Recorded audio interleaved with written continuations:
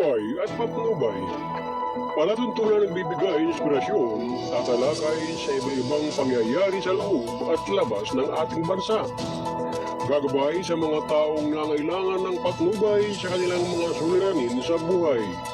At ngayon, narito ang inyong program host, ang Mindoriyong Midnight Boy, Kuyang Arnold Aceveda Namuco.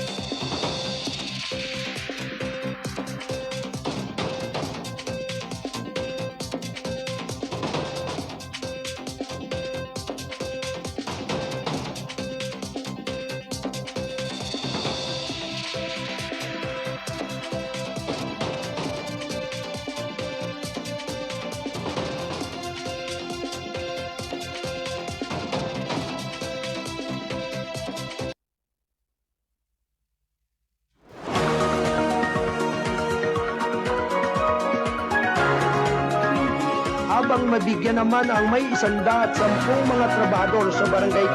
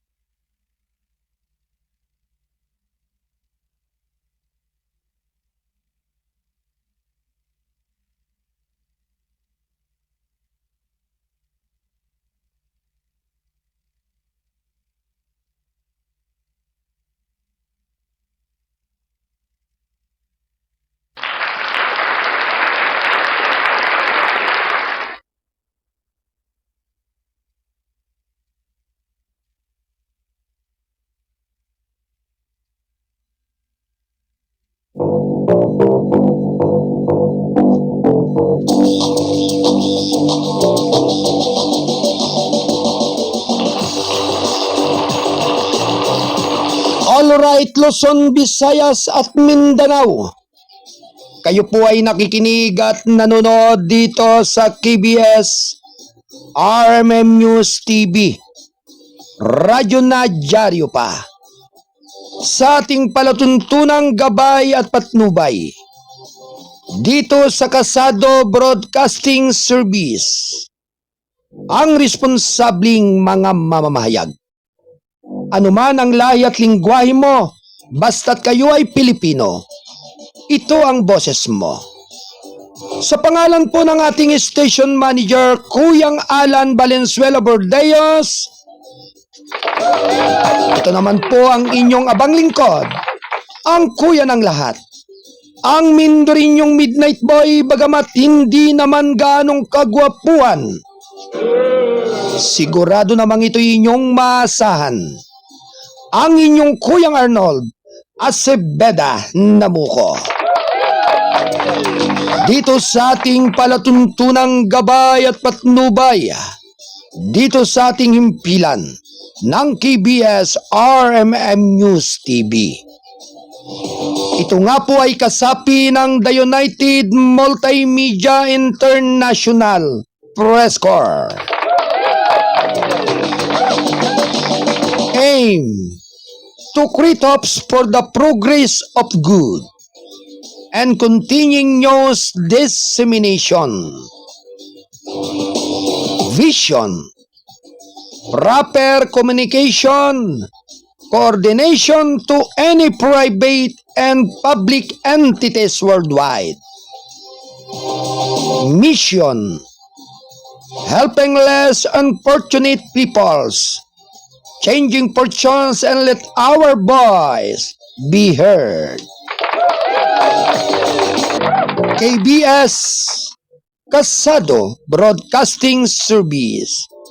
Deliver News, RMM, responsabling mga mamamahayag, at your service.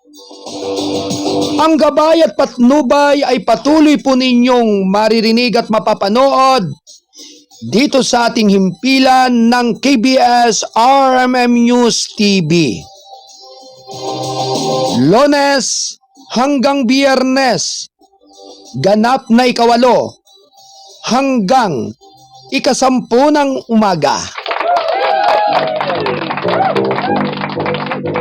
I-like, i-share at i-follow ang FB page ng Balitang Kasado at ganun din ang KBS RMM News TV. Halina po kayo, aking mga minamahal na tagapakinig.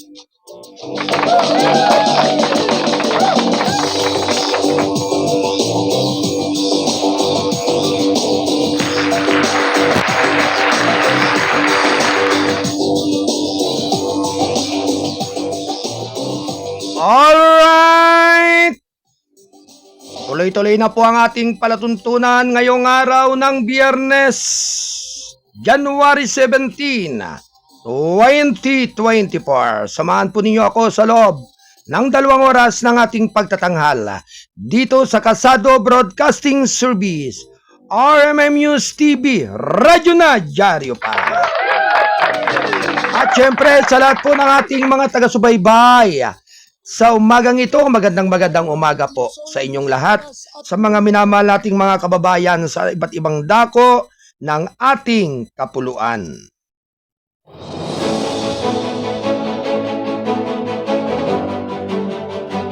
Mapagpalang umaga po sa ating taga-Studio 2 mula sa Bulwagan ng Balitaan, ni Kuyang Alan Valenzuela Bordeus. Ganon din kay Ate Cora Biernes at kay Ate Joy Pasko. Good morning, Luzon, Visayas at Mindanao. Sa lahat po ng ating mga kasado patroller na nasa iba't ibang dako at area ng ating kapuluan dito sa ating bansa. Partikular na rin po sa ating mga kasado patroller na nasa iba't ibang dako ng mundo. Mapagpalang gabi at araw sa inyong lahat dyan.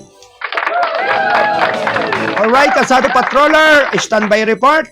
At siyempre, binabati po muna natin ng mapagpalang umaga ang lahat ng ating mga kolumnista writer ng Balitang Kasado.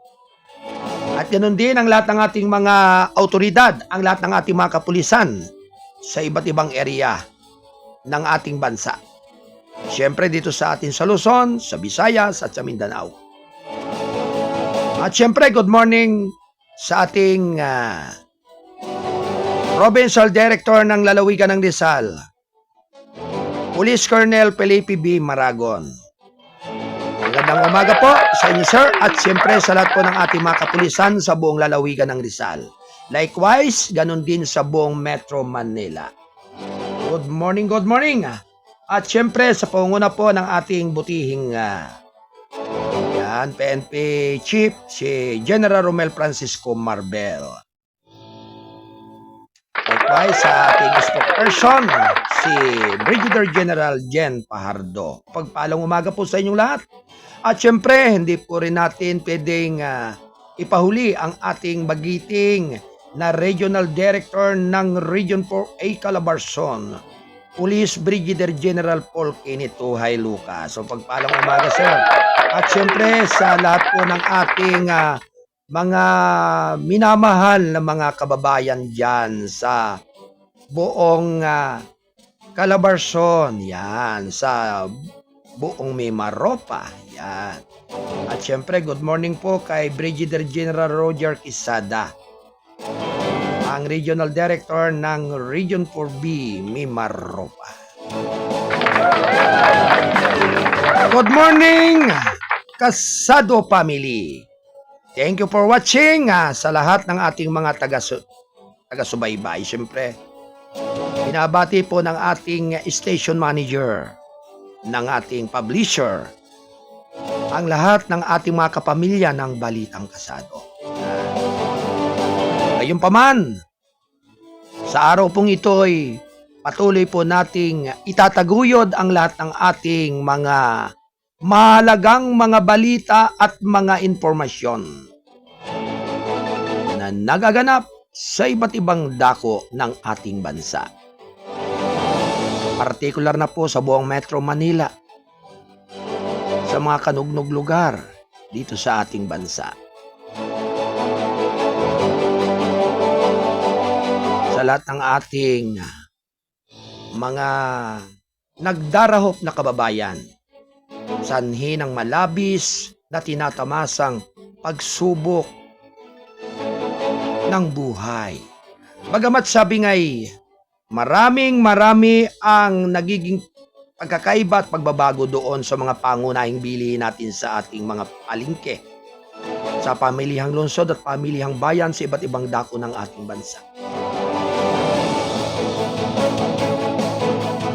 Yan po ay isang malaking pagsubok sa lahat ng ating mamamayan. Nasabi nga'y kahit nagkakarampot ang kanilang kinikita, ay napapagkasya doon po sa taong marunong mag-budget ng pang-araw-araw po. Sabi nga'y congratulations sa mga ina ng tahanan na marunong mag-divide ng mga pangangailangan pang-araw-araw ng kanilang buong pamilya. At siyempre, kinukongratulate po natin ang lahat ng mga nagtatrabaho at naghahanap buhay sa bawat pamilya ng sambayan ng Pilipinas. Bagamat sabi nga'y pinagdaraanan ng anumang masasalimuot na pagsubok ng buhay, kailangan po'y magpakatatag at sabi nga'y makaisip pa rin ng ibang pamamaraan, ngunit ito ay parehas at hindi gumagawa ng anumang uri ng ikasasama. Sabi nga'y mas mahalaga yung malinis ang iyong kalooban, yung iyong pagkatao na hindi nababahira ng anumang uri ng dungis kasalanan. Magandang umaga kay Ate Risa Oray. Magandang umaga po sa lahat sa inyo dyan, Kuyang Arnold. God bless po sa inyong lahat dyan. Sa mga taga Mount Uba, dyan sa lugar po ng Bukidnon, yan. Sa lahat po ng ating mga kapatid yan na mga katutubong tribo. Yan sa area po ng lalawigan ng Bukidnon, yan sa lugar po ng Mindanao yan. At syempre sa lahat po ng ating mga minamahal na mga kababayan dyan sa lugar naman ng Purok 16 Clan, Bagong Pag-asa, Barangay Sinawal, General Santos. Mapagpalang umaga po sa inyong lahat, sa mga tribong Blaan sa pangunguna po ni Bai, Ate Fredelen Samaldani. Ganun din sa ating butihing chaplain ng Watchman Initiative Affairs, ang Perlas ng Silangan. At syempre sa pangunguna po ni Kuya Chaplain Berry bilang Supreme Minister, Vision Keeper Worldwide. Siya po yung gumagabay at nagtataguyod sa lahat ng ating mga katutubong tribo dito sa iba't ibang dako ng ating bansa, Luzon, Visayas at Mindanao. Ang Watchman Initiative Affairs, Divine Council, Customary Humanitarian Law ay may mga alituntuning nakapaloob sa RA 8371. Ito ay ang gumagarantiya doon po sa karapatan ng mga katutubong tribo dito sa ating bansa. At sila rin po ang nagbibigay ng kaukulang pagbibigay pag-asa at pagbibigay katuparan sa lahat ng mga pinapangarap ng ating mga katutubong lipi dito sa ating bansa na naabandona, naargabyado o naapi, at sabi nga'y napalooban at napanghimasukan ng mga malalaking mga kontraktor at ng mga malalaking kumpanya na sabi nga ay doon sa lugar na kanilang pinamamayanan na kung saan ay inaalagaan nila yung yaman ng kalikasan upang mapagyaman at mapagyabong yung mga kabuhayan na nagbibigay sa kanila ng ibayong suporta sa pang-araw-araw na pangangailangan. Na ngayon, halos napakalaking parte ang naging dulot na kapinsalahan at naging apekto ng kanilang kabuhayan. Kung kaya't sa pamagitan po ng pagtutulungan at sa ibayong pagpapahalaga ng ating mga nasa lokal na gobyerno at national government. Sabi nga'y nabibigyan ang marami at mangilan pa rin na magkaroon ng katuparan ang kanilang mga kahilingan. Ito nga po ay base sa mga ipinararating at ipinaabot ng ating mga kababayan na mga tribo dito sa ating bansa. At syempre sa lahat po ng mga dato diyan sa iba't ibang area ng ating bansa, mapagpalang umaga po sa inyong lahat. At syempre, binabati rin po natin na magandang morning ang ating Chief of Staff ng Armed Forces of the Philippines, General Romeo Browner Jr. Mapagpalang umaga sa iyong tanggapan, sir. At syempre, ganun din po sa ating Commander ng 2nd Infantry Division Jungle Fighter ng Philippine Army, Major General Cirelo C. Balaoro Jr. Mapagpalang umaga po sa lahat ng ating mga kasundaluhan. Naway magpatuloy po ang peace of mind dito sa ating bansa. Siyempre sa pamagitan po ng inyong ibayong pangangalaga at pag-alalay sa ating mga milyon-milyong mga kababayan dito sa ating bansa ay yun nga pong peace and order ang palaging manatili sa bawat isa sa ating mga kababayang Pilipino. Likewise, magandang umaga po sa lahat po ng mga kasamahan po natin sa Rizal Provincial Press Corps. Yan. Ito po ay sa pangunguna ng ating butihing Pangulo, si Sergeant Major Kuyang Donato Billones ng Rizal Provincial Police Press Corps. At sa lahat po ng ating mga incorporator, Vice President Kuyang Wayne Lauson, Secretary at Roderica Rivero, Treasurer Kuyang Jerry Acuno, Auditor Kuyang Alan Bordeos, siyempre ang PRO Kuyang Arnold Paharon. Likewise, ganun din po sa ating mga Board of the Directors. Siyempre, si panguna po ni Kuyang Bernie Gamba, ni Ate Pau de la Cruz, Kuyang Ricardo Eslita, Ate Aida Tagicana, yan, si Ate Vicky Custodio, Kuyang Armand Patulot, Ate Cora Biernes, at ganun din po si Kuyang Dan Turbeles. At siyempre ang inyo pong abang lingkod bilang tumatayong Chairman of the Board ng Rizal Provincial Police Press Corps. Mapagpalang umaga po sa inyong lahat. At siyempre magandang umaga rin kay Kuyang Judy Tulang Jr., ang ating isa sa Kasado Patroller. Yan. Na ngayon po ay nakaantabay si Kasado Patroller yan, 27, Kuyang Judy Soyman Jr. Yan. Magandang umaga rin kay Ate Marisa Almunida. Happy Friday po. Founder, mapagpalang araw. Yan. Salamat sa iyo, Ate Marisa Almunida. Thank you for watching at sa lahat po ng ating mga kababayan sa iba't ibang dako ng ating bansa.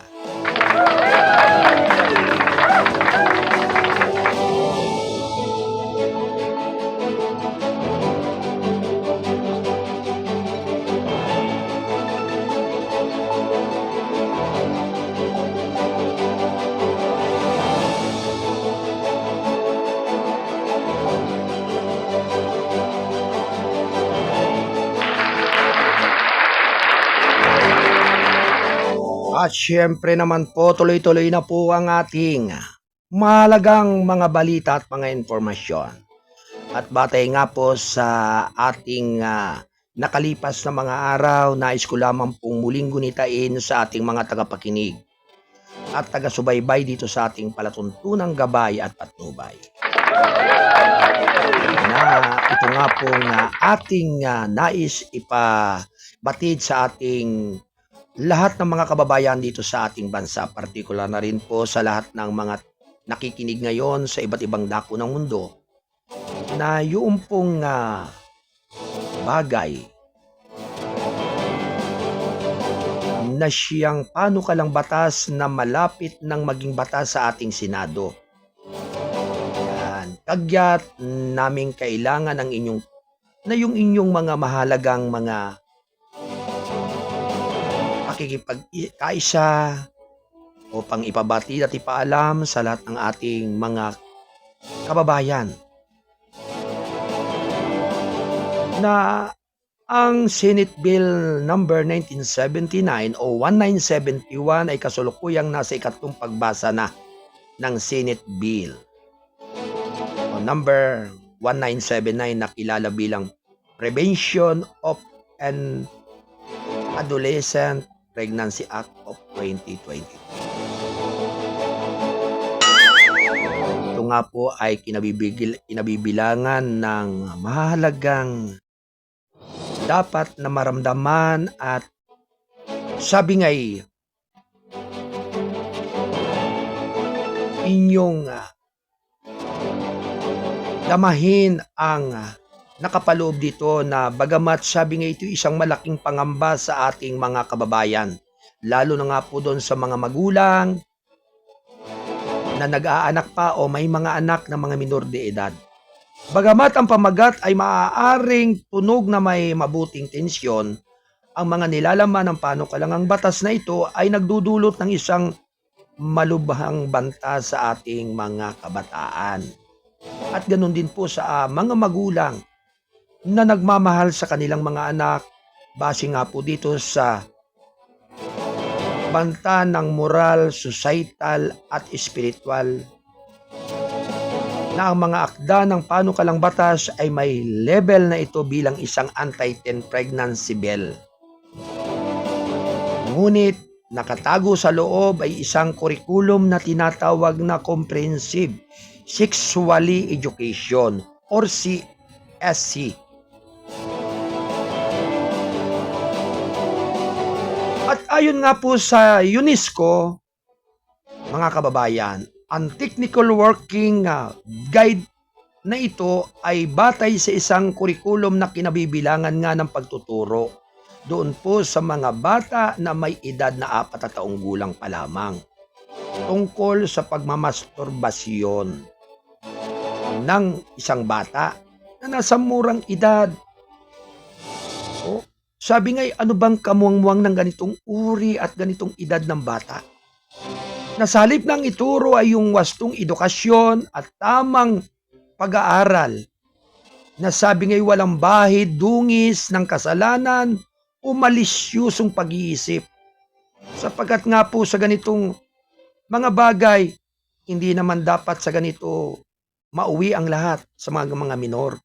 Kaya nga po tayo may batas na sinasabing 7610 na yung sabi nga is para sa mga kabataan o doon sa mga child abuse na sinasabi nga po natin. Pero ito pong bagay na ito na siyang pinapasa ng Senate Bill 1979 ay parang ginagarantiyahan po nito yung sabi nga pagkonsinte o pagtuturo ng maling asal doon sa mga minor de edad na wala namang kamuang-muang. Kaya nais lamang po na ipunawa ng ating palaluntunan ng gabay at patnubay ng 4 na taong gulang pa lamang na tungkol sa masturbasyon ng bata ay pagpapakita ng sa mga 6 na taong gulang na sa konsepto ng mga kasiyahan sa katawan sa pamagitan ng 5 pandama. Ito nga po ay pagigiit na sa edad na 9 ang mga bata ay may sariling mga karapatang sexual. O, ang mga turo na ito ay nanganganib na sirain ang kawalang muwang ng ating mga anak at ang mga pinapahalaga natin bilang isang komunidad. Tinatanggal din ito ang karapatan ng magulang kung saan ang mga magulang ay naiwan na walang anumang karapatan O, na walang anumang karapatan at tanggihang ito para sa kanilang mga anak. Hindi ito isang ikangay labanan o paliksahan na maaari natin na labanan ng sino man na mag-isa. Kailangan ninyo na ang inyong tinig at mga impluwensya at kahandaang tumayo sa anuman upang itaas ang kamalayan tungkol sa mga implikasyon ng panukalang batas na ito.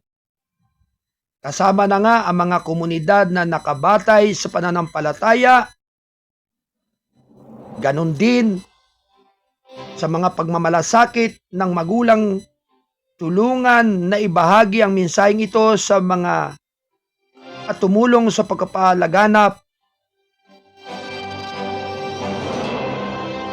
ng nakaabang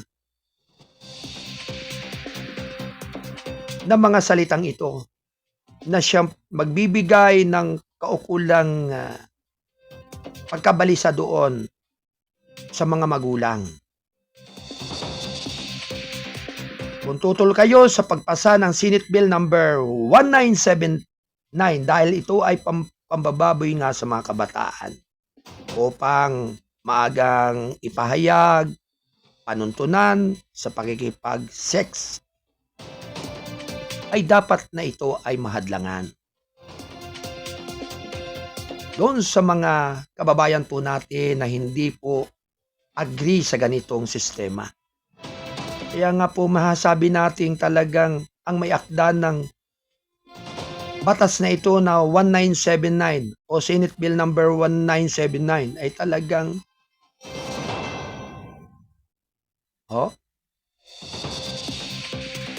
ay may sayad sa ulo. Kaya sana pag-isipan mo ng mabuti. Ito ay malaking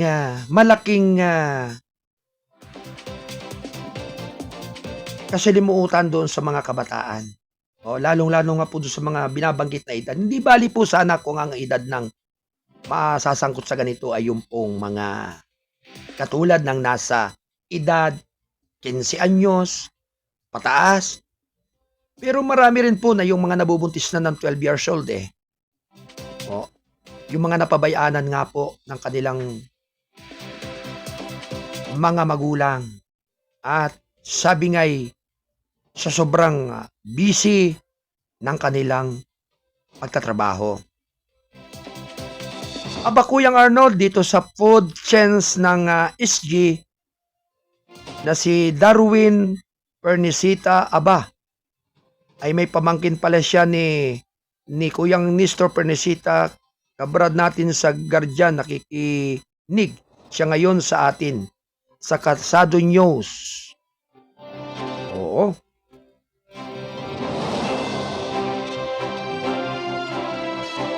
Nakikinig sila sa ngayon. Batiin natin siya ng mabuhay ka, Brother Darwin Pernicita, na isang security guard dyan sa isang food chains dyan. God bless sa kay Darwin Pernicita. Yan. Alam po ninyo mga kababayan, ang mga ganitong uri na ating tinatalakay ay isang mahalaga pong pabatid sa lahat ng ating mga kababayan. Nasabi nga'y sino bang magulang ang hindi nag-alaala at nagmamahal sa kanyang mga anak. Sabi nga po yung pangangalaga at paggalang ng magulang na huwag masaktan o madungisan ng kanyang anak samantalang sa minor de edad pa. Ay talagang sabi nga'y walang hanggan ang pagbabantay ng magulang. Kung kinakailangang sabi nga'y laging ang kanilang anak ay nakakulong lamang sa isang lugar ng kanilang tahanan upang huwag ito ay mapabarkada doon sa maling nga'y pakikipagbarkada. Ay ito pa po na sinasabing Senate Bill number 1979 ang siyang ituturo. Ay sabi nga po ay mag-isip-isip po kayo at nasa sa inyo po ang inyong ikangay damdamin. Narito po yung damdaming bayan ng ating mga kababayan. Ganap na alas 8:39 ng umaga. Alright, magandang umaga kay Dato RG Ablasa. Yan, good morning boss, taga Mount Uba.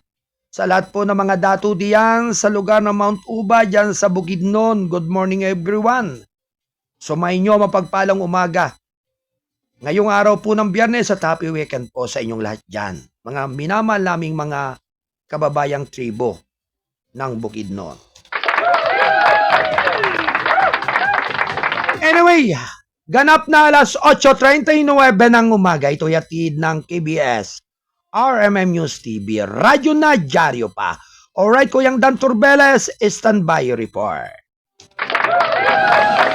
Nakaraan ng ilang pagbabalita.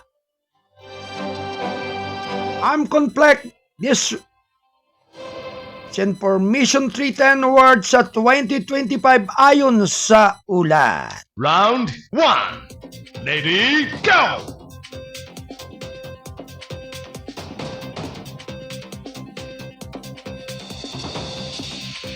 Balita mula sa Istanbul. Ang armadong salungatan sa pagitan ng mga estado disinformation at maling impormasyon ay kabilang sa mga pinakakilalang panganib na nagbabanta sa mundo sa 2025. Ayon sa mga resulta ng survey ng Global Risk Report ng World Economic Forum na inilabas Miyerkules, sinabi ng ulat na ang nangungunang pinakaagarang panganib ay nakatayo bilang armadong labanan na nakabase sa estado na pinangunguna ng pagtaas ng political tensions at pandaigdigang fragmentation sa pinabanggit ng mga tugon na halos isang kapat ng mga respondente sa survey. Ang disinformation ay misinformation ay mga panandaliang panganib para sa taong ito na lalong nagpapataba ng kawalan ng katatagan at pagpapahina sa tiwala sa pamamahala.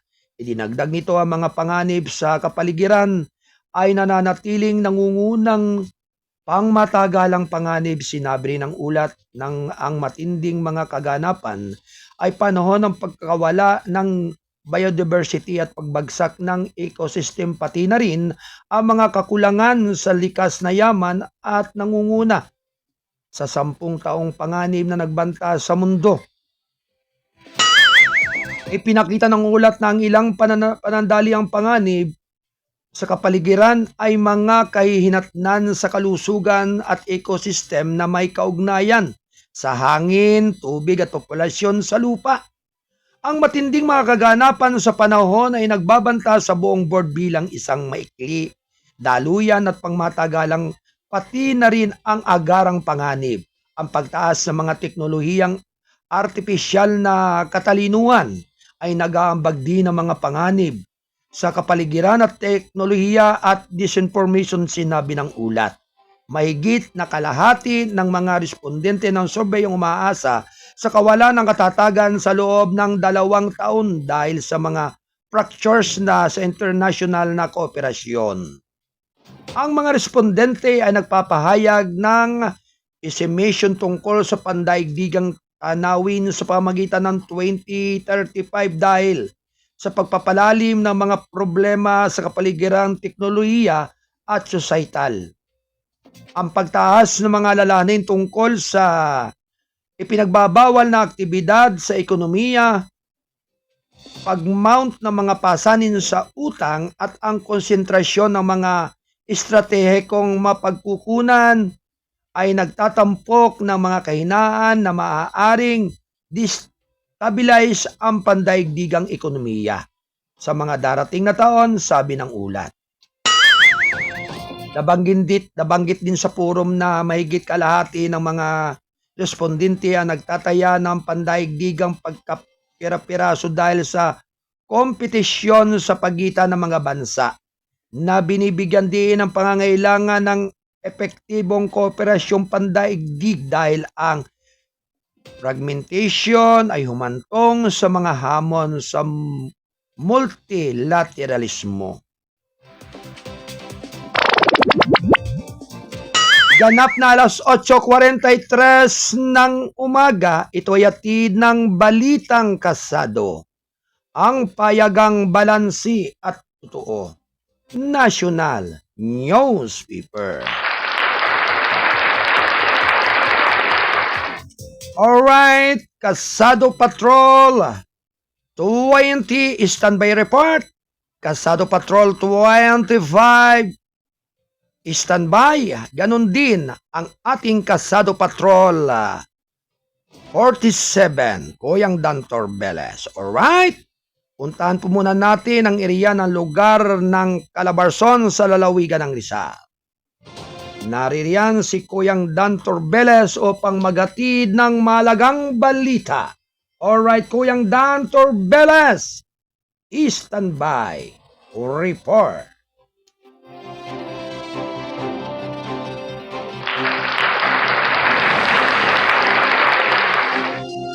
Ganap na alas 8:44 ng umaga. Ito ay hatid ng KBS RMM News TV. Radyo na, dyaryo pa.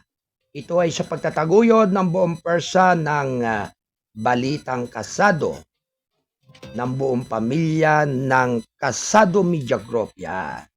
At syempre sa lahat po ng ating sa ating mga kolumnista at writer. Sa lahat ng ating mga correspondent sa iba't ibang dako ng mundo. Mapagpalang umaga po, at araw kay Pastor Gillier Valencia na andyan sa lugar ng Georgia, USA. At syempre kay Kuyang Julius Periols dyan sa bansang Canada. Yan. At ganon din po sa ating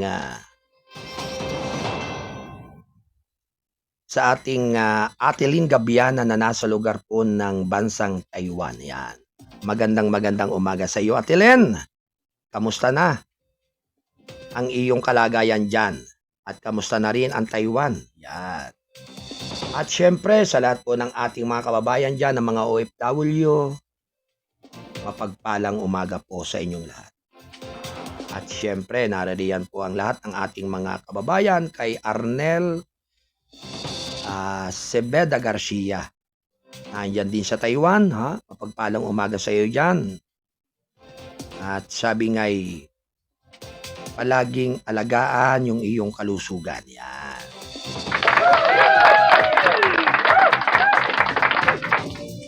Anyway, nandiyan ang ating Kasado Patrol 2047 dyan sa area ng Taytay Rizal, 50 anyos arestado ng Rizal PNP Taytay dahil sa pamamalo sa isang senior citizen. Yan. Ang detalye ay magmumula sa ating Kasado Patrol 47 mula pa rin kay Kuyang Dan Torbeles. Report!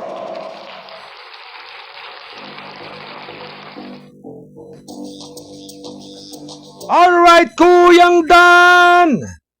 50 anyos sa estado ng Rizal PNP Taytay Rizal dahil sa pamalo sa isang senior citizens. Ang detalye ay magmumula kay Kuyang Dan Torbeles. Alright, Kuyang Dan, good morning!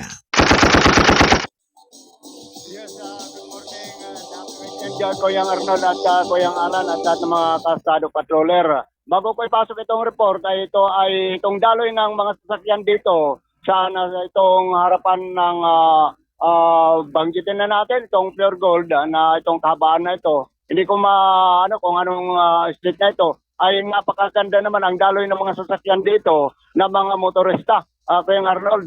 At walang nagaganap na traffic kung saan itong mga sasakyan, mga jeep, mga bus at iba't ibang mga bikulo, mga motorsiklo ay tuloy-tuloy naman ang daloy ng nasabing pasada nila. Kuyang Dan, malapit ba yan sa Tianggi ng Taytay? Medyo malayo-layo. Dito ako sa may food chains na binanggit ko. Alright. Ibig sabihin, blessing ngayong araw na ito na hindi gaano salasalabat ngayon ang trapiko sa ereyang yan. walang traffic dito. Malapit yan sa Sabungan, Kuyang Dan, ng Taytay. Patungo doon sa may sabungan hanggang doon sa dulo ng footbridge. Tuloy-tuloy ito na walang on-toward traffic sa nasabing daloy ng mga sasakyan. Magandang balita yan, Kuyang Dan. Isang 50 anyos na lalaki arestado ng Taytay Rizal Police sana sa may barangay Santa Ana, Taytay Rizal ng dakong umaga itong pagkakaresto sa nasabing suspect ang kasalukuyan na makaraan umano ay paluin ang isang senior citizen sa nabanggit na barangay sa nasabing bayan sa Rizal. Habang kinilala naman ng Taytay Rizal Police, itong nag-iimbestiga sa nasabing kaso, nasabing pangyayari, ang biktima na si alias Domingo, 75 anyos, at kinilala naman ang suspect na si alias Romy, 50 anyos, lumitaw sa investigasyon ang nasabing insidente dakong umaga. At nakita naman ito ng isang testigo na armado anya ng metal file ang suspect. Anya ay walang abas na pinalo sa ulo ang biktima dahil umano ito ay mayroon matagal ng alitan na ito ay humandusay ang nasabing biktima na naging dahilan niya sa kanyang pagkasawi. At agad naman anya ay tumakas ang nasabing suspect matapos ang nasabing pangyayari. Sa investigasyon ng Taytay Police, nagkaroon ng agad ng follow-up operation ng mga operatiba Taytay Rizal Police at ay mabilis na ito inaaresto ang nasabing suspect na hindi na ito ay nakapalagpa at mahinahon na sumama sa mga otoridad ang nasabing suspect at nasa kustodiya na ito ng Taytay Police Station nakakulong at pinagharap na ito ng kaukulang kaso ng mga kaanak naman ng biktima ang nasabing suspect. Samantala, Kuya Arnold, abay nakikinig na ito si Darwin Security Persinita. Pamangkin pala ito siya ni Kuyang Nestor Persinita, itong kasama natin sa media. Oo, Kuyang Nestor Pernisita, yung ating kasado patrol, Kuyang Dan, yung ating isang kasado patroller. Darwin Persinita. Okay. Pa rin dito sa Taytay. Ito si Kasado Patrol 47 Dan Torbelis nagulat live sa TV, sa Remin News TV, may dyaryo pa. Alright, maraming salamat sa pagulat ng ating Kasado Patrol 47 mula pa rin dyan sa lugar ng bayan ng Taytay. Kuyang Dan Torbeles. Thank you, Kuyang Dan.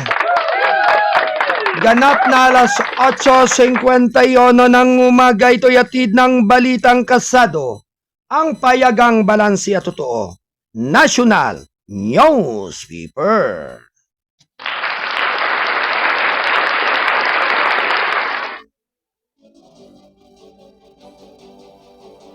Alright, puntahan po naman natin ang pagulat ng ating Kasado Patrol 420 dyan sa area at lugar ng National Capital Region. Isunod po natin si Kuyang Don Robert Ramero. Kasado Patrol Report.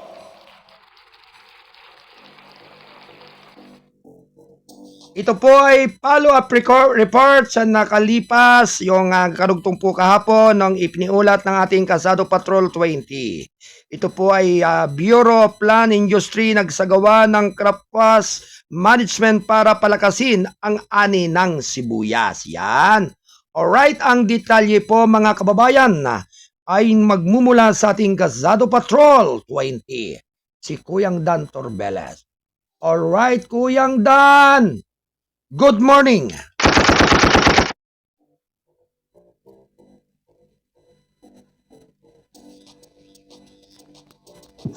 Alright, Kuyang Dan. Good morning. Ay, Kuyang Arnold, si Don Robert Ramiro po ito. Kuyang Don Robert. Okay, Kuyang Don. Sorry. Kuyang Don. Okay. Ang iyong iulat ay Bureau of Plan Industry nagsagawa ng craft management para palakasin ang ani ng sibuyas. Ang detalye po ay manggagaling sa ating Kasado Patrol 20, Kuyang Don Robert Ramero. Alright, Kuyang Don. Go. Yes, mga kaibigan, nagsagawa nga ng crop pest management program ang Department of Agriculture, Bureau of Plant Industry para palakasin ang ani ng sibuyas sa bansa. Tatlong munisipalidad sa Occidental Mindoro ang may malawak na produksyon ng sibuyas ang pinagtunan ng programa ng ahensya para palakasin o kaya ay puksain ang peste o salot ng sa mga pananim ng mga magsasakang magsisibuyas. Pinangunahan ni Assistant Pest Forecasting Section Chief Mrs. Maribel Corpus ang pagbibigay ng kalaman sa mga onion racers sa pamamagitan ng paglalagay ng mga pest trap o pamuksa ng mga salot sa sibuyas. Batay kasi sa monitoring ng presyo ng sibuyas sa merkado ay umaabot sa 150 pesos per kilo at humihigit pa. Pero mas mababa naman ang wholesale price sa halagang 40 pesos per kilo batay sa presyuhan ng Benguet Mountain Province. Dahil dito ay layunin ng Department of Agriculture, lalo na ang Bureau of Plant Industry, na palakasin pa ang ani ng onion producing areas sa bansa para bumaba ang presyo ng sibuyas sa merkado. Mula sa National Capital Region, ito si Patrol 20, Don Robert Ramiro para sa gabay at patnubay ng TBS RMN News. Diaryo na, TV pa. Ito, alright, maraming salamat sa ating Kasado Patrol 20, Kuyang Don Robert Ramero. Ito, Kuyang Don! Samantala ang oras, 5 minuto bago mag-ikasyam ng umaga. Ito ay hatid ng KBS RMM News TV. Alright, talagang medyo na-miss understanding po yung ating pagbanggit ng pangalan. Kaya sabi nga iba na talaga pag sabi nga nagti-teenager.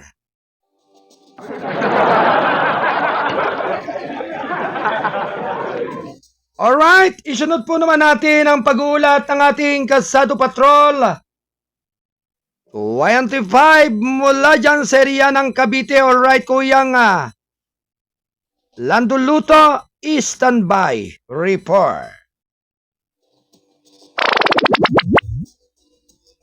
Narito ang ating mga karagdagang mga balita. China Monster Ship na sa Zambales pa rin ayon pa sa PCG. Round 1. Lady, go! Mananatili sa baybayin ng lalawigan ng Zambales ang China Coast Guard Vessel 5901 na tinataguri ang monster ship dahil sa laki nito ayon sa Philippine Coast Guard. Sa post sa X nitong Miyerkules ng gabi, sinabi ng Philippine Coast Guard spokesperson for the West Philippine Sea, Commodore J. Tarilla, na sinusubaybayan ng BRP Gabriela ang galaw ng Chinese ship. Hindi niya naging continuous o expeditious ang paggalaw ng Chinese Coast Guard vessel na nagpakita wala ito sa lugar para sa innocent passage. Bilang tugon, epektibong napanatili ni BRP Gabriela sila ang isang proteksyon na posisyon sa pamagitan ng mahusay na pagdaragat patagumpay na napanatili ang Chinese Coast Guard sa average na distansya sa 60 hanggang 70 nautical miles mula sa baybayin ng Pilipinas, sabi ni Tarilla. Aniya, naglabas ng radio challenge ang Chinese Coast Guard vessel kay BRP Gabriel silang dahil sa umano'y paglabag sa Convention on the International Regulation for Preventing Collisions at Sea 1972 sa pagtatangka nitong manatili sa lugar. Pero sinabi ni Tarilla na ang aligasyon ay binabaliwala ang mas critical na issue ng illegal na presensya ng Chinese Coast Guard sa loob ng exclusive economic zone ng Pilipinas. Mahalagang malapit na maniobra ng Philippine Coast Guard laban sa Chinese Coast Guard vessel upang hindi ito lumapit sa pasulong na baybayin ng Zambales. Dagdag pa niya. Ayon pa rin kay Tarilla, ipinagpapatuloy ng Philippine Coast Guard ang kanilang monitoring sa Chinese Coast Guard, vessel at pangalagaan ang maritime borders ng Pilipinas. Patuloy ng binabantayan at tutugunan ng anumang banta sa kanyang maritime jurisdiction, sovereign rights at soberanya sa West Philippine Sea. Sabi niya noong Lunes, tinutulan ng National Marine Council ang patuloy na illegal na presensya at aktibidad ng mga pwersang pandagat at malisya ng China sa exclusive economic zone ng Pilipinas. Sa pahayag, sinabi ng MMC na ang paulit-ulit na pagpasok ng mga Chino ay malinaw na paglabag sa Republic Act 12064 o Philippine Maritime Zone Act at international law, partikular na sa 1982 United Nations Convention on the Law of the Sea at sa 2016 arbitral ruling na nagpapatibay sa soberanya ng Pilipinas sa mga maritime zone nito lalo na sa West Philippine Sea. Samantala, mariing kinundinan ni Senador G.B. Ejercito ang agresibong aksyon ng China sa karagatan ng Pilipinas. Sa isang pahayag, tinawag ni Ejercito ang presensya ng napakalaking Chinese Coast Guard 5901 bilang isang sadyang pagpapakita ng pwersa na naglalayong tukuyin ang mga mangingisdang Pilipino at labag sa soberanya ng bansa. Binigyan din niya na ang presensya ng sasakyan dagat sa loob ng exclusive economic zone ay bumubuo naman ng isang malinaw na paglabag sa mga international na batas sa dagat. Kabilang na ang 26 arbitral ruling, hindi tayo dapat umatras, sabi ni Ejercito, na nananawagan ng agarang hakbang upang mapahusay ang minimum credible defense posture ng bansa. Binigyan din niya ang kahalagaan na magagawa na makabago sa Philippine Coast Guard at Armed Forces of the Philippines upang pangalagaan ang territorial waters ng bansa at ang pangangailangang palakasin ang multilateral agreements para mapalawak ang joint patrols ng West Philippine Sea upang matiyak ang pambansang seguridad. Alas 9:01 ng umaga, ito'y hatid ng Balitang Kasado, ang payagang balansi at totoo, national newspaper. Ito ay sa pagtataguyod ng mga kolumnista at writer. Yan, ng Balitang Kasado na nasa iba't ibang dako ng ating kapuluan. Alright, Kasado Patrol 25, standby report. Kasado Patrol report. Alright mga kababayan, may pagulat ang ating Kasado Patrol 25. Si Kuyang Landuluto mula dyan sa Calabarzon area dyan sa lalawigan ng Cavite. Yan. Governor Ramil Hernandez ng lalawigan ng Laguna, after 9 years, illegal na droga, talamak pa rin sa Laguna. At tinatayang 70% ng mga barangay sa bansa drug-free sa ilalim ng Marcos Jr. Administration, ayon sa PDEA.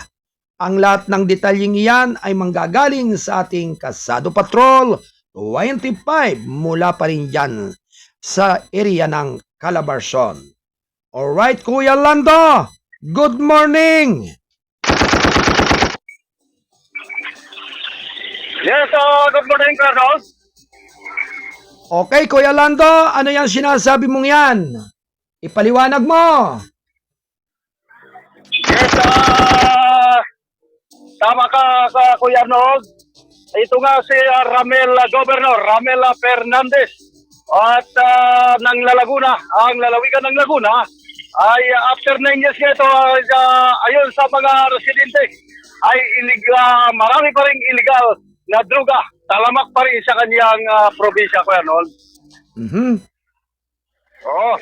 Sa patuloy na paglipana ng krimen at illegal na droga sa Laguna, nasamsam ng mga operatiba ng Drug Enforcement Team ng Lumban Municipal Police Station ang mayigit 1 milyong halaga ng hinihinilang shabu at ikinasang bypass operations sa Barangay Concepcion ng nasabing bayan noong 9 pa ito, Kuya Arnold, araw ng Huwebes.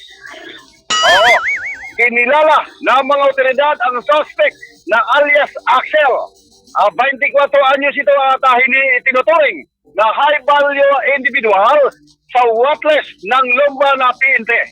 Nakumpiska sa kanya, Kuya Arnold, ang mahigit 150 gramo na hinihinalang shabu na may tinatayang halaga na aabot sa 1 milyon at isang maliit na timbangan at ang ginamit na bypass money.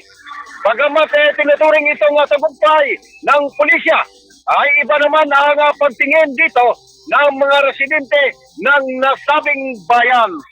At para sa mga taga-bayan ng Lumban, ang sunod-sunod na drug raid ay patunay na matinding umano sa kakulangan ng lokal na pamalang panglalawigan, lalo sa pangangalaga sa seguridad ng mamamayan at pagsugpo sa illegal na droga sa nasabing probinsya ng Laguna.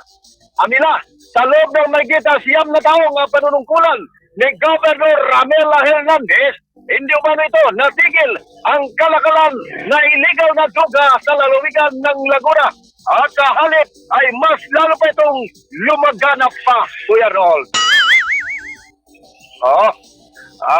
Matatandaan natin ito, Kuya Arnold, kamakailan lamang ay nilagay ng Philippine Drug Enforcement Agency at PNP ang lalawigan ng Laguna sa listahan ng mga lalawigan sa buong bansa kung saan isa ito sa pinakamalaganap ang krimen at binta ng shabu sa nasabing lalawigan, Kuya Arnold.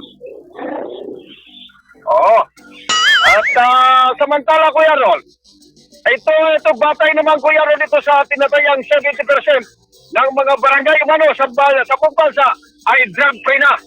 Kuya Arnold, sa ilalim ito ng Marcos Jr. Administration.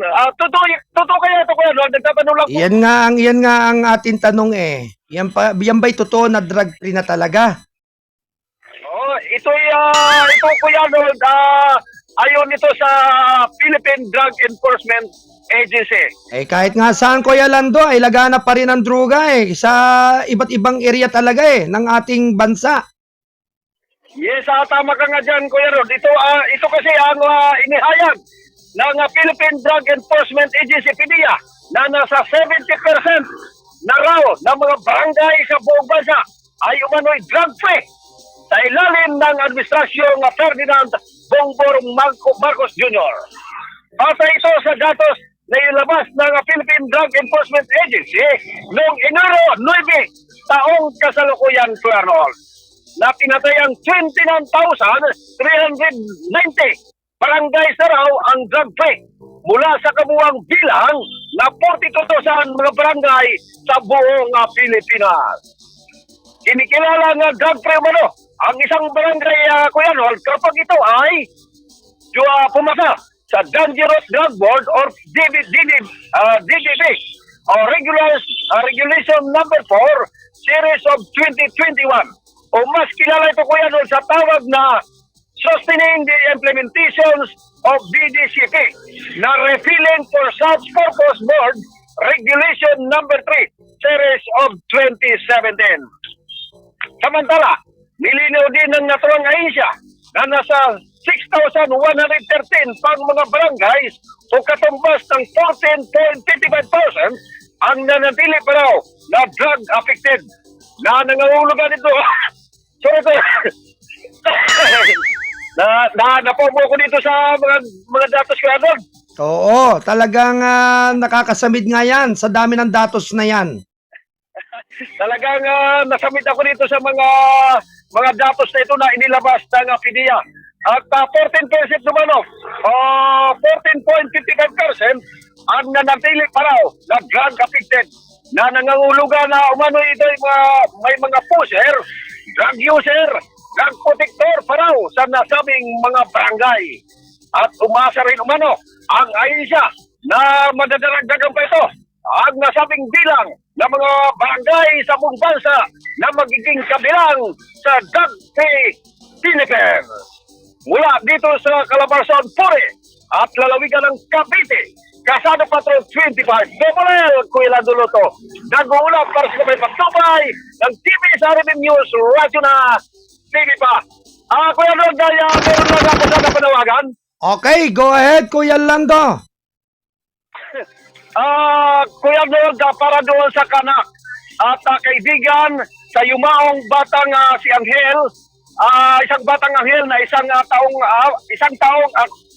gulang at 4 na buwan, labang na si Sarina, ay nanawagan ang kanyang mga magulang na bukas na po, araw ng Sabado, ang yes, Colonel.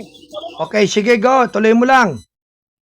Bukas na po ang huling lamay o last lamay bukas ng araw ng Sabado. At ito ay yatin sa huling hantungan ang batang si Angel Sarina ay araw ng Linggo kinabukasan po. At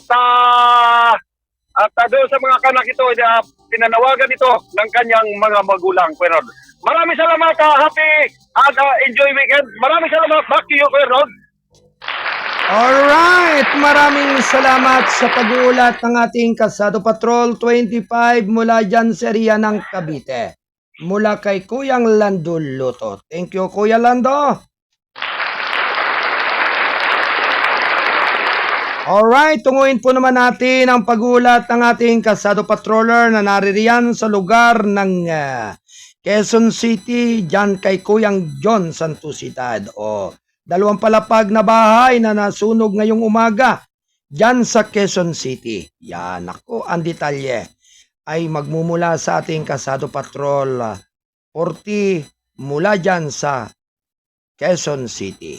Alright, Kuyang John Santusidad, standby report.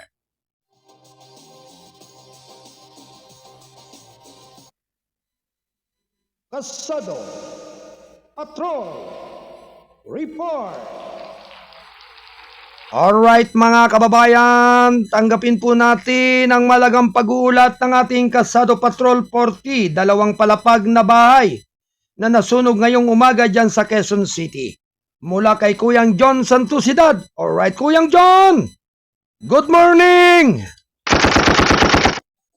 Morning, kasama ko Kuya Arnold at gano'n Station Manager Alan Baler, Jalim Borjos. Samantala, dalawang palapag na bahay ay nasunog ngayong umaga kasama Kuya Arnold sa area ng Steve Street, Barangay Commonwealth, Quezon City. Ayon sa may-ari ng bahay ay nakita niya sa sahig nag-aapoy.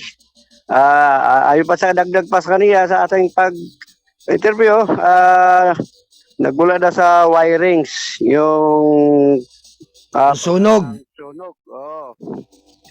Dalawa-dalawa naman sa doon sa loob ng bahay. Yung isang babae, saka siya, yung may-ari. Medyo nataranta na siya doon. Kaya kayong babae, mayroong galos, kuting galos din.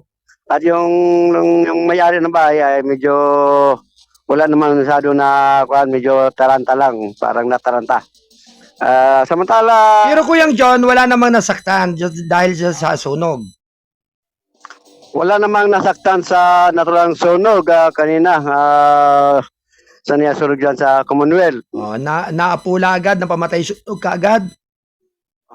Nagumpisa ang sunog alas 6:45 kasama Kuya Arnold. Nag-fire out alas 7:18 ng umaga. Okay. Nag-fire out. Tapos yung two family. pamili po. Dalawang Dalawang pamilya ang naapektuhan ng sunog. Ibig sabihin, malaki ba naging damage yung kanilang tahanan dahil sa pagkakasunog? ayos na mayari, hindi mahalaga makasakapan nga masunog. Ang mahalaga ay buhay ng tao ang maligtas. Makita lang daw yung kasangkapan, pero buhay ng tao ay hindi. Yun. Yan ang the best ko yung Jun yung buhay ng tao kasi ang siyang napaka-importante. Tama yun, magandang pananaw yun. Yun. Iba-ibang mga fire truck dito sa Quezon City, nagdatingan, iba-ibang bumbero, bawat barangay para mapula yung naturang sunog. Okay. Nangyari ito sunog sa kasama ko na sa Steve Street, Barangay Commonwealth, sa likod lang market. Likod lang market, yun ang sunog. Public market ng Payatas ba yan, Kuyang John? Barangay Commonwealth. Barangay Commonwealth. Yun. Commonwealth Market. Sunog. Alright, Kuyang John. Sa likod ng market, sa may Jollibee, doon ang sunog. Itong dalawang palapag na bahay, may halong gawang ang material nga kahoy. Light material siya, kaya madaling nasunog. Ayun, nadami na nag-assist doon, mga BPSO personnel, traffic, doon sa sunog. Samantala ko bago tayo nagtapos, samantala arestado naman kaninang madaling araw ang dalawang lalaki. Matapos nagkasalang bypass suppression ang mga Drug Enforcement Unit, Station 6, Mataas sa Section City, sa pamumuno ni Police Captain Glenn Gonzales, Chief Islio, sa pangasiwa pa rin ni Police Lieutenant Colonel Romel Abinido, Station Commander. Nakilala lamang ang dalawang suspect sa alias lamang Carlo, 27 anyos, at alias Galos, 32 anyos, kapwa mga residente ng barangay Old Balarac City. Isa sa dalawang suspect ay dating nakulong dahil sangkot sa droga. Na-recover ng mga partiba mula sa dalawang suspect, 11 piraso plastic chassis na hinalaang sabo, isang coin purse, 200 pesos bilang bypass money. Nangyari ang nasabing bypass suppression sa area ng Sapang Kangkong Street, Barangay Old Balarac, Quezon City. Samtala harap sa kasong paglabag ang mga suspect, Section 5 at Section 11, Article 2 at RA 9165. Mandatory witness, Barangay Kagawad, Renato Granada. Mula dito sa Quezon City, ako si John Santos Casado, Patrol 14, nagulat gabay apat nubay ng KBS RN News. Diaryo na, TV pa. Balik sa iyo, Kuya Arnold. Alright, maraming salamat sa pag-ulat ng ating Kasado Patrol. 40 mula dyan sa Quezon City, Kuyang John Santosida. Samantala, alas 9:17 ng umaga, ito'y hatid ng KBS RMM News TV. Radyo na, dyaryo pa. Tuloy-tuloy lamang po mga kaubayan ng ating balitaan PBBM laban sa Vice President. Impeachment pero seryosong isinaalang-alang ang paninindigan ni GPE. Patnubay sa kanilang mga suliranin sa buhay. At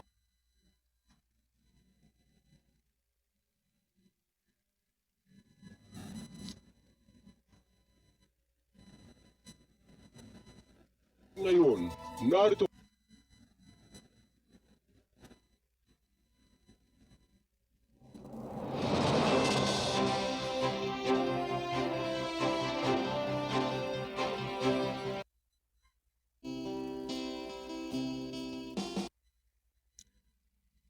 Ganap na alas 9:18 ng umaga, ito'y hatid ng Balitang Kasado. Ang payagang balanse at totoo, National News. Samantala, PBBM laban sa BP impeachment pero seryosong isinalang-alang ang panindigan ni GPE. Round 1. Ready, go!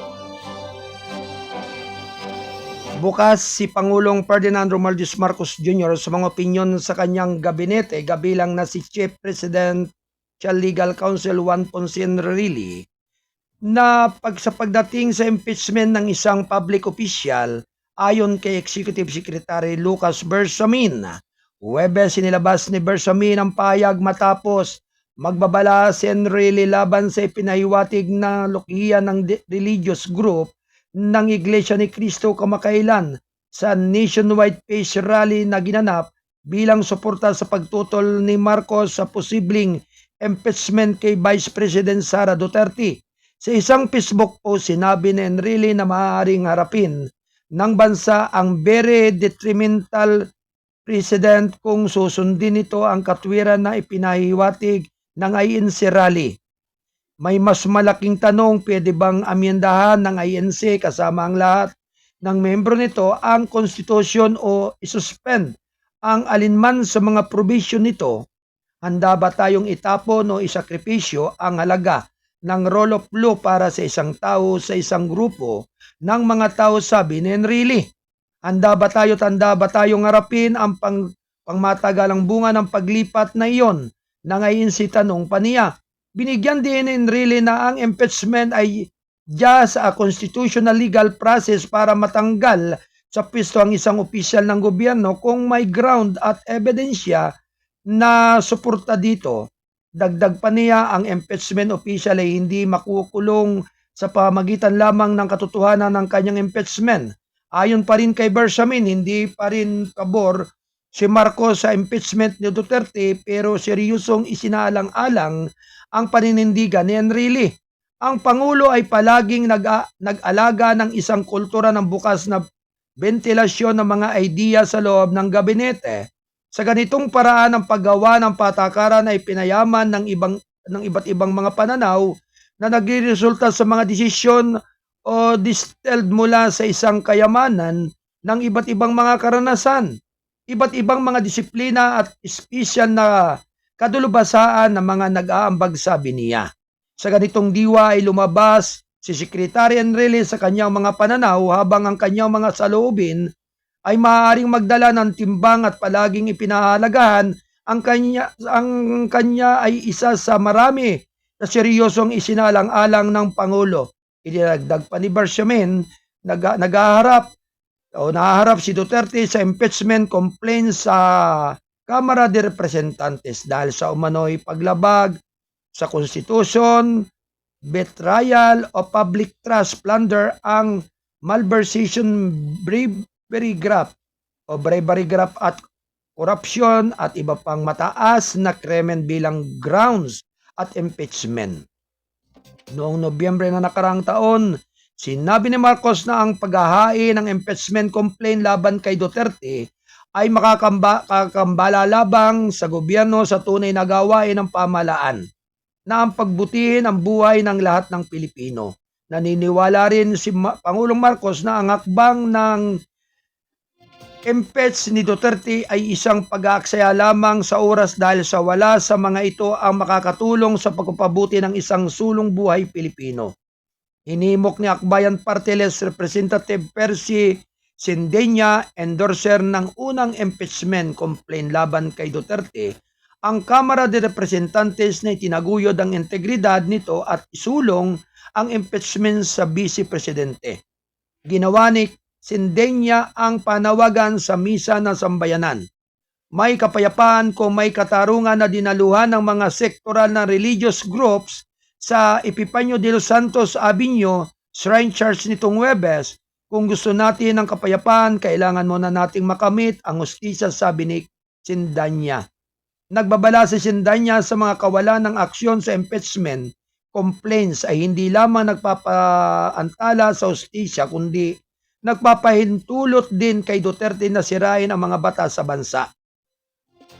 Ang pagwawakas ng impunity sa bansa ay dapat na moral obligation ng House leadership, sabi ni Sendenya. Nauna nang inihayag ni Duterte sa seryosong isinaalang-alang niya ang pagtakbo sa pagkapangulo sa 2028.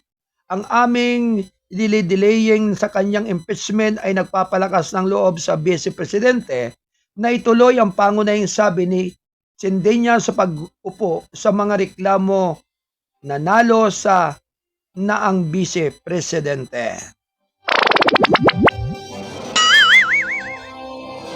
Alas 9:23 ng umaga, ito'y atid ng Balitang Kasado, ang payagang balanse at totoo.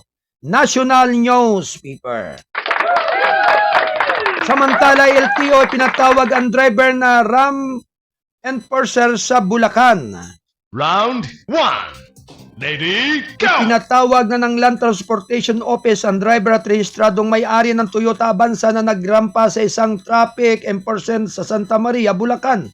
Nitong Martes sa isang pahayag, Huwebes sinabi ni LTO Chief Assistant Secretary Vigor Mendoza Disicern na ang driver na rehistradong may-ari ng sasakyan na may plakang NEO o NIO 3457 ay kapwa inilabas ng show cause order na may pansamantalang alarma na nakalagay sa sasakyan dahil sa gravity severity ng mga gawa ng driver. Base sa initial na investigasyon, nakatulong ang driver ng sasakyan habang nagmamaniho at nagresulta ito sa nakakalungkot na pangyayaring ito, sabi ni Mendoza. Sa suko na nilagdaan ni LTO Intelligence and Investigation Division, Chief Renante Malitante, hiniling sa driver na ipaliwanag kung bakit hindi siya dapat parusahan sa reckless driving at sa pagiging hindi tamang tao sa pagpapatakbo ng sasakyan. Ang posibleng parusa sa naturang paglabag ay alinman sa suspension o pagbawi ng kanyang lisensya na pinagmamaniho o sa pagmamaniho sa kabilang banda. Iniling din na may-ari ng sasakyan na ipaliwanag kung bakit hindi siya dapat parusahan sa paglabag sa mga patakaran at regulasyon sa trapiko. Ang kabigo ang magpakita at magsumiti ng nakasulat na puna, paliwanag ayon sa ikinakailangan ay dapat ipaliwanag ng tanggapang ito bilang pagawaksi sa iyong karapatang mapakinggan at ang kaso ay dapat magpasiya batay sa mga ebidensya na nasa kamay ang mababasa sa SEO. Nangyari ang insidente dakong alas 10:30 ng umaga habang tinatahak ng driver ang Santa Maria Bridge patungo sa barangay Bagbaguin sa bayan ng Santa Maria. Batay sa ulat, nakatulog ang driver sa gulong at natamaan ang traffic enforcer na si Salvador Merquez de la Cruz Jr. na namamahala sa trapiko sa lugar.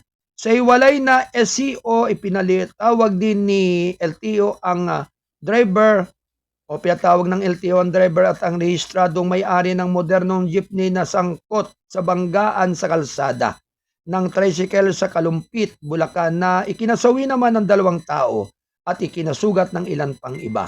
Ayon pa rin kay Mendoza ay sinagawa ang masusing investigasyon sa insidente upang malaman ang mga pangyayari na humantong sa insidente.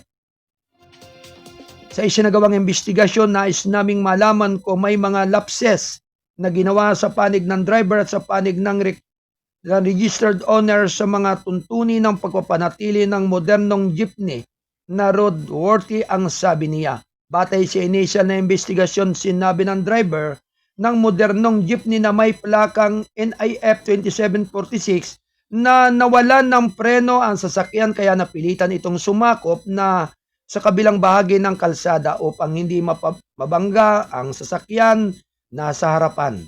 Gayunman sa halip ay nabangga ng modernong jeepney ang isang tricycle nang nakatungo na parehong nahulog ang 2 sasakyan sa bangin. Malapit sa tulay kung saan naganap ang insidente. Kapwa inilagay sa temporary alarm sa loob ng 70 araw ang driver's license at ang modernong jeep na sangkot ayon sa LTO. Alas 10:28 ng umaga, ito ay atid ng KBS RMM News TV. Radyo na, dyaryo pa. Samantala di ay nakikitang makakabawi ang supply ng baboy sa loob ng 2 hanggang 3 linggo. Round 1. Ready, go! Maaaring makabawi ang supply ng baboy sa bansa sa susunod na 3 linggo ayon sa Department of Agriculture. Huwebes sa gitna ng pagtaas ng presyo ng karne ng baboy sa Metro Manila. Normally kasi galing tayo ng Christmas season, ang laki ng consumption. Ngayon bumagsak ang consumption, naubos din iyong supply ng kaunti ayon kay DA Secretary Francisco Tio Laurel Jr. sa isang ambos interview. Hanggang Miyerkules ang presyo ng pork limpyo sa Metro Manila ay umaabot sa 370 pesos kada kilo hanggang 450 pesos, habang ang kasim ay nasa 330 pesos ang kilo hanggang 400 peso. Ayon sa DA, bantay presyo. Sa tingin ko, by 2 to 3 weeks, rarami na uli ang supply, sabi niya. Tiniyak ng DA chief na walang supply shortage.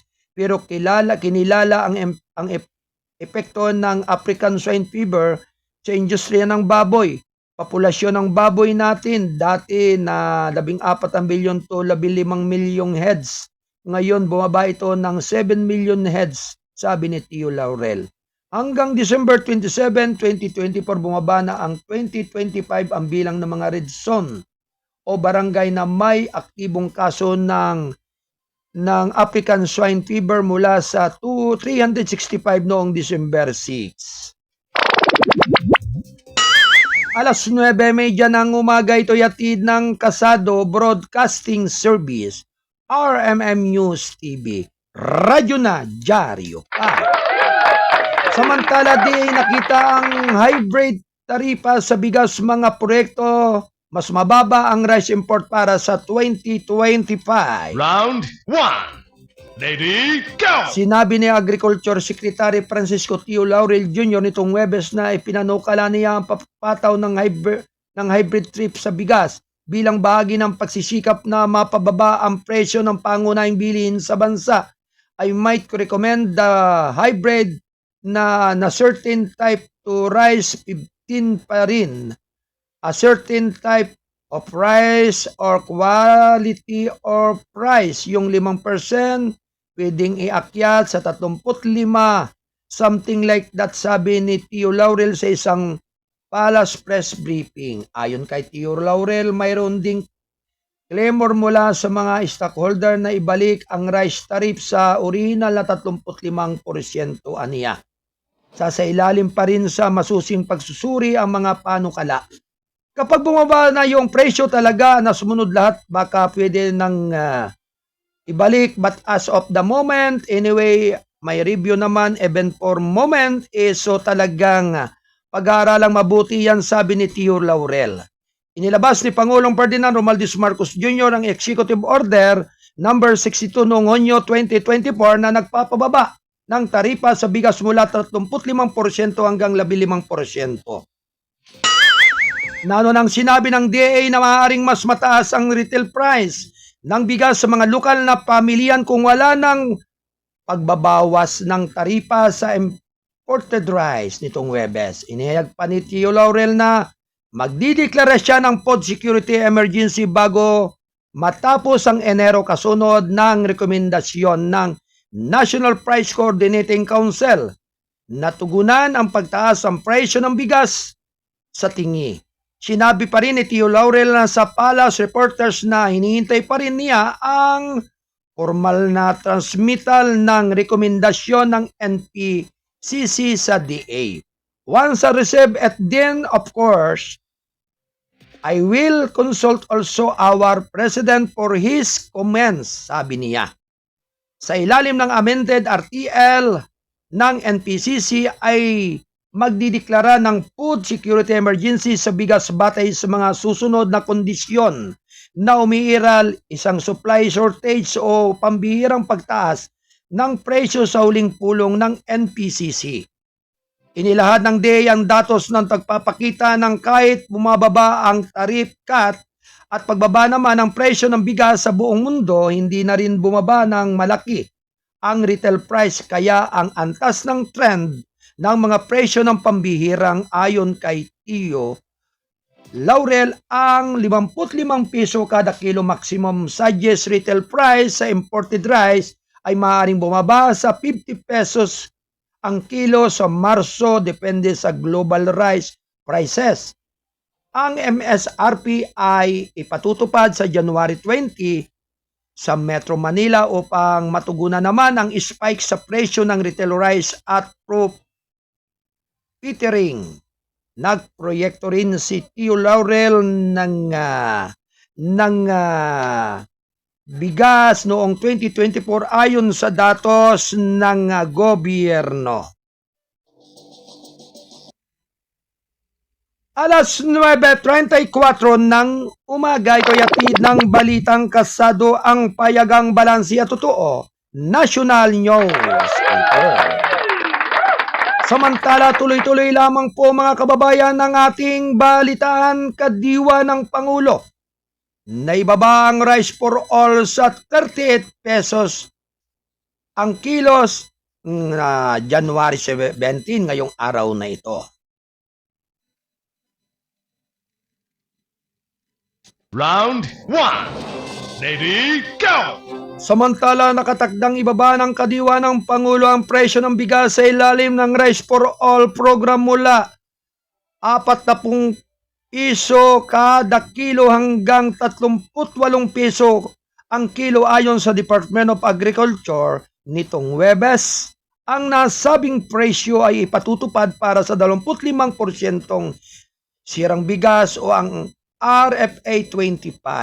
Ang pagbabawas ng presyo na ito ay magkakabisa ng Biyernes bago pa man ipatupad ang maximum suggested retail price sa 58 pesos kada kilo para sa 5% sira-sira na imported rice, payag ni DA Secretary Francisco Tio Laurel. Ang iba pang mga abot-kayang opsyon na magagamit sa mga site ng KNP ay ikinabibilangan naman ng RFA 5 na sa 5% nasira na nagbibinta sa halagang 45 pesos ang kilo. Ang RFA 100 na kilala rin bilang sulit rice ay 100% na nasira sa 36 na piso ang kilo at 29 na piso naman o ang aging but good quality rice stock ng National Food Authority or NFA na ibinibenta sa mga vulnerable sectors sa 29 ang piso ang kilo. Samantala, nakiisa naman si Tio Laurel sa council meeting ng mga alkalde ng Metro Manila at inilatag ang ilang programa at kahilingan ng DA. Kabilang dito na ang target na pagpapalawak ng mga kiosk at tindahan ng KNP sa lahat ng pampubliko at pribadong pamilyan sa Metro Manila, pagririspaso sa market rental rate na nakaapekto sa pagbibenta ng bigas na mga nakatingi, mga kinakailangan sa pag-level sa tingi-tinging bigas, pagtatakda na maximum suggested retail price simula 58 pesos ang kilo para sa 5% sira na imported rice noong January 20 na may 2 linggong pagsusuri para sa pagbaba ng MSRP at ang pagbibinta ng NFA rice sa lahat ng local government unit sa 36 pesos kada kilo noong Pebrero. Sa panig naman ni San Juan City Mayor Francis Zamora, malugod na tinanggap ang panukala at paghingi ng tulong ng DA para sa pagpapalawak ng KNP.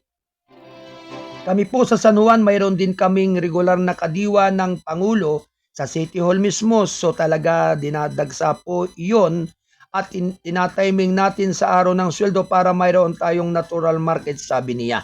Gayunman, iminungkay ni Zamora ang mga mobile KNP dahil walang permanenteng istruktura ang ilang LGUs para sa pagpapalawak. Baka pwede tayong gumawa ng hybrid methods such as mobile kadiwa kasi minsan ang challenge po, sabi niya bilang tugon, Tio Laurel, barid plano upang ilunsad ang mga mobile KNPs na nagsasabi na ang Food Terminal Incorporated ay nakakuha na ng 24 na truck na may mga plano na magrerenta ng karagdagang mga unit hanggang ngayon. May mahigit 20 KNP centers na queue sa Metro Manila habang may 150 public at private markets sa Metropolis. Yan ang mga kabuang mga balita mula sa bulwagan ng balitaan mula sa ating Studio 2 at mula sa ating mga magigiting at pasisipag na mga kasado, patroller, sa ating mga nakasama ngayong umaga sa pangunguna ni Kuyang Dan Torbeles, ni Kuyang Landuluto, at ganun din ni Kuyang John Santusidad. Mapagpalang umaga po sa inyong lahat. At syempre, may mga ilang text po dito ang ating mga kababayan dyan sa lugar ng bayan ng Taytay Rizal na ang sinasabi po dito sa kanilang nasa comment box ng Balitang Kasado. Binabati po namin ng mapagpalang umaga si Mayor Jorek Gakula ng bayan ng Taytay Rizal. At sana po Kuyang Arnold makabalik po muli sa pagiging mayor ng bayan ng Taytay Rizal si Mayor Jorek. Yan. At ang amin pong pinaabot Kuyang Arnold, sana naman po si Mayor Jorek ay muling ilunsad ng ating mga kababayang Taytayinyo na muling makapisto muli bilang alkalde ng bayan ng Taytay. Wow!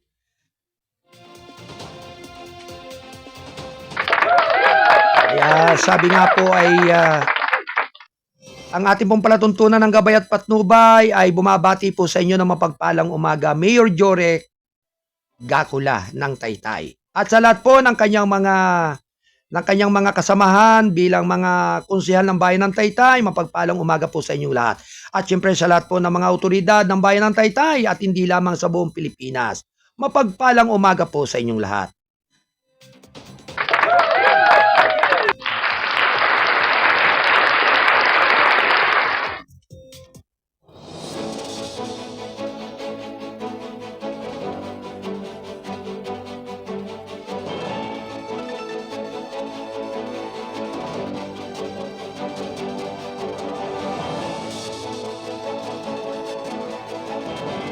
Alright, sa lahat po ng ating mga taga-subaybay, mulit-muli ay nagpupugay ang inyong abang lingkod, ang inyong Kuyang Arnold Namuko, sa inyong patuloy na pagsubaybay at paggabay sa ating palatuntunan ng Gabay at Patnubay. Siyempre, happy weekend po sa lahat ng ating mga kababayan sa iba't ibang dako ng ating bansa.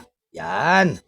At siyempre nga po, ang ating official time ng ating palatuntunan ay ganap na 8 hanggang 10 ng umaga, Lunes hanggang Biyernes. I-like, i-follow, at i-share sa FB page ng ating Balitang Kasado at KBS RMM News TV.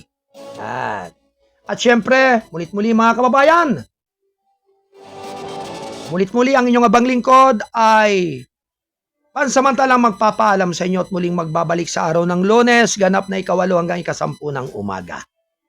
At sa pangalan po ng ating station manager, Kuyang Alan Valenzuela Bordeos, at syempre ako naman po ang inyong abang lingkod, ang Mindorinyong Midnight Boy, bagamat hindi naman gaanong kagwapuan, sigurado namang ito inyong maasahan, ang inyong Kuyang Arnold Acebeda Namuko.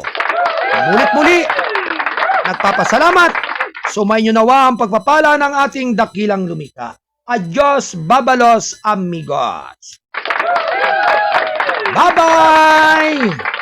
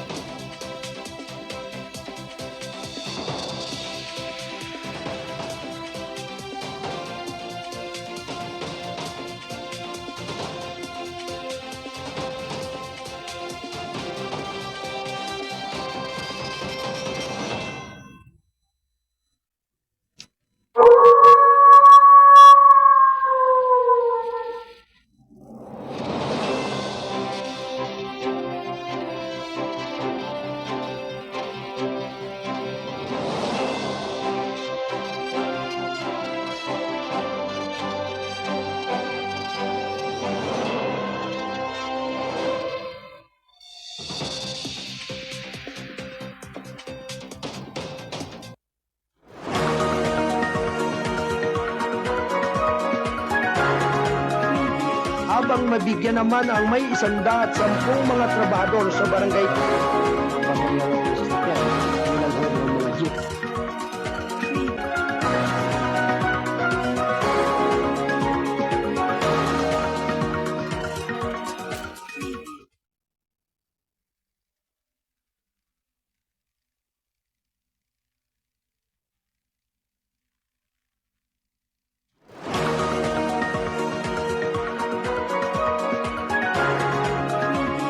Habang mabigyan naman ang may 110 mga trabador sa barangay.